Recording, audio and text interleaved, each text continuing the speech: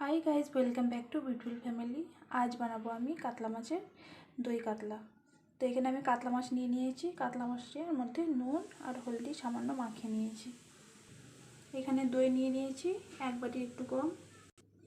एखाने बादाम बाटा नियेछि, काजू बादाम बाटा। और एखाने आमी पेঁয়াজের पेस्ट बानिए नियेछि। एखाने जिरे लंका गुঁড়ো और धने गुঁড়ো नियेछि खूबই सामान्य। और एखाने नियेछि एक शुकनो लंका, एक तेजपाता, दालचिनी और एलाइची फोड़নের জন্য। সবার প্রথমে আমি মাছ ভাজার জন্য কড়াই বসিয়ে দিয়েছি। কড়াই গরম হয়ে গেছে, কিছুটা পরিমাণে তেল দিয়ে দিয়েছি। এটা সরষের তেল। সরষের তেল দিয়ে আমি মাছটা ভেজে নেব। গরম হয়ে গেছে, এবার মাছের পিসগুলো আমি দিয়ে দিয়েছি। উল্টে পাল্টে গোল্ডেন কালার করে ভেজে নেব। মাছটা দু সাইড ভাজা হয়ে গেছে, এবারে আমি তুলে নেব। মাছটাকে আমি তুলে নিয়েছি। এই কড়াইয়ের তেলের মধ্যেই আমি গোটা মশলাটা দিয়ে দেবো।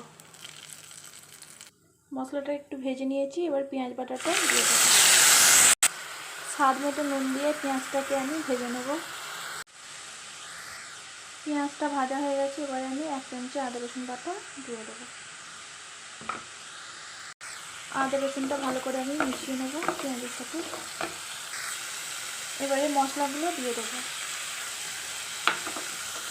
মশলাটাকে ভালো করে ভেজে নিয়েছি। দুটো কাঁচা লঙ্কা চেরা দিয়ে দিলাম। অল্প গোলমরিচ গুঁড়ো ভালো করে মিশিয়ে নেব।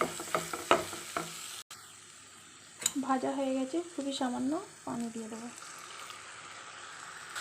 মশলাটাকে আরও কিছুক্ষণ ভেজে নেব। এবারে ফাটানো দইটা দিয়ে দিলাম। ফাটানো দইটা ভালো করে আমি মিশিয়ে নেব। দইটাকে মিশিয়ে নিয়েছি, এবার বাদাম বাটাটাকে দিয়ে দেবো। ভালো করে মিশিয়ে নেব। সব মশলাগুলোকে আরও কিছুক্ষণ ভেজে নেব। মশলাটা খুব ভালোভাবে ভেজে নিয়েছি। এবারে আমি পানি দিয়ে দেবো। পানিটা তোমাদের যে যেরকম গ্রেভি খেতে পছন্দ করবে সেরকম হিসাবে পানিটা দিয়ে দেবো।